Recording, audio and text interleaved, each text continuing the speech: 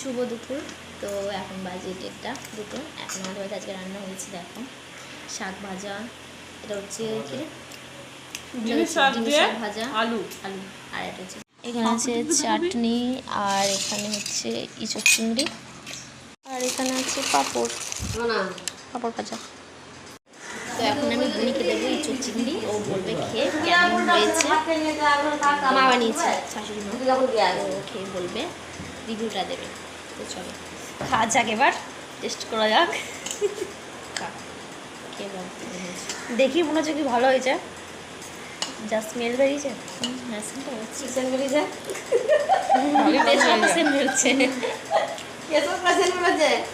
দারুণ। দেখি একটা ভালো করে যাক, চিংড়ি মাছের তো মুখে চলে যায়,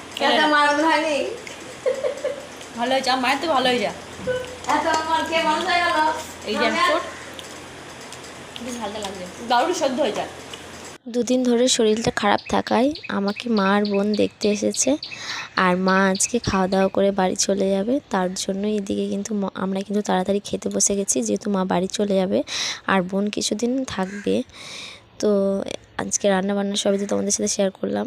ইঁচড় চিংড়ি হয়েছে, শাক ভাজা হয়েছিল, ওইদিকে একটা বেগুন ভাজা হয়েছিল, তারপর ঢেঁড়সের ঝাল হয়েছিল, তারপর একটা ডিমের শাক দিয়ে আলু দিয়ে ভাজা হয়েছিল। তো ওটা নিয়ে একটু হাসাহাসি হচ্ছে।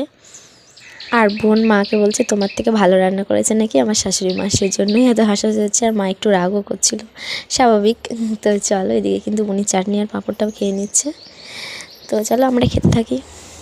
আর ও কিন্তু মোটামুটি খাওয়া দাওয়া করে বেরিয়ে গেছে ওর কাজের জন্য, আর এদিকে কিন্তু আমিও বসে গেছি খেতে। তো আমি মা বাবার সাথেই বসেছিলাম, ওদিকে বুনি আরও খেয়ে নিয়েছিল, পাপানকেও খাইয়ে দিয়েছে মা। আর এখানে আমি, মা, শাশুড়ি মা, শ্বশুরমশাই সবাই বসেছিলাম। এদিকে আমি কিন্তু শাক দিয়ে খাচ্ছি, আর এখানে পাপানকে নিয়ে একটু ঝামেলা হয়ে গেছে। তো পাঁপড় নিয়ে কি একটু দাদানের সাথে ঝগড়া হয়েছে।